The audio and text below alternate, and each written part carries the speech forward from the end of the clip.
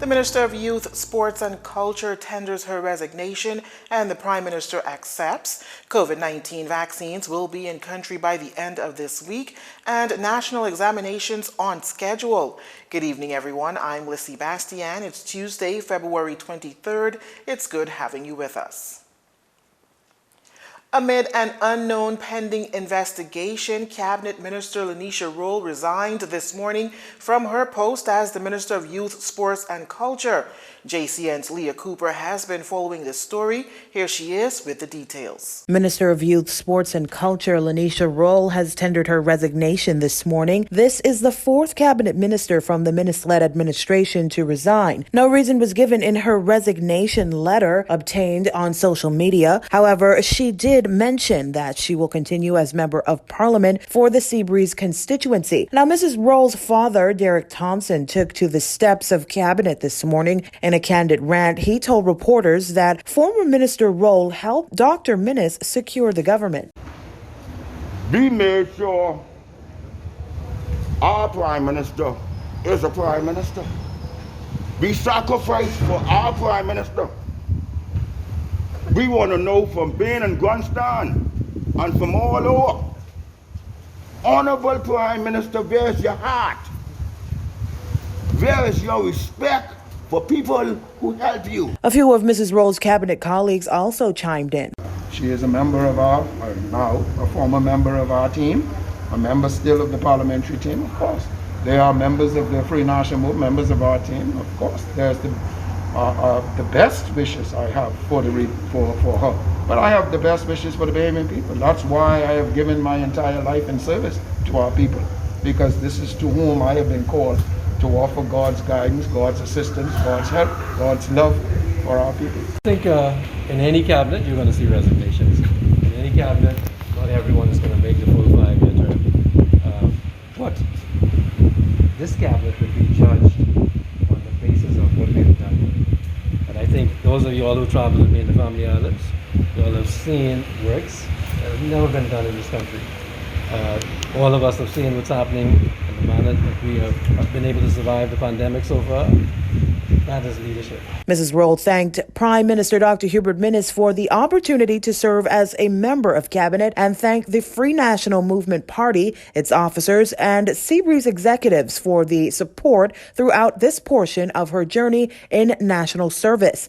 Now, a letter from Cabinet Office this afternoon indicated that Prime Minister Dr. Hubert Minnis has accepted Mrs. Roll's resignation. It says that certain matters have been brought to the attention of the Prime Minister and are under investigation. The Prime Minister has advised the Governor General to appoint Iram Lewis as substantive Minister of Youth, Sports and Culture. Minister Lewis will demit his post as Minister of State in the Ministry of Disaster Preparedness, Management and Reconstruction, which remains under the ministerial portfolio of the Prime Minister. Reporting for JCN News, I'm Leah Cooper. COVID-19 vaccinations should be in country by the end of the week. Just ahead of the weekly cabinet meeting, Health Minister Renwood Wells revealed as much to reporters. It is good news. What would make it even better news is when the vaccine lands, that the Bahamian people avail themselves of it to the maximum possible use. We want the Bahamian people vaccinated because we want our economy open. We want the Bahamian people safe. The minister notes that the government has allocated some $5 to $6 million for COVID-19 mitigation efforts. When asked when the vaccine will be rolled out, Minister Wells says this. The rollout could start as early as next week, but I will leave those up to, I will leave the announcement of such things up to the Honorable Prime Minister, who's been the testicular head and leading the charge in many regards. Now, Minister Wells didn't specify how many doses are expected to arrive this week. However, he notes that the country is expected to receive 100,000 doses of the AstraZeneca vaccine from the World Health Organization, while ensuring that there will not be a lull in between that distribution. If we do have a lull, we will not end up with the kind of efficacy and effect that we want, because AstraZeneca shows its best efficacy and effect and maximum benefit with the second dose between the 8th to 12th week. after you would have received the first shot. So we can assure the Bahamian people we will have additional vaccines in country. The country has recorded more than 8,000 cases of the virus since March of last year. Prime Minister Dr. Hubert Minnis, in his nationally televised address on Sunday, said vaccines are the way out of this pandemic. After months of online learning due to the COVID-19 pandemic, schools on New Providence, Exuma, Abaco, and Eleuthera resumed face-to-face learning operations this morning.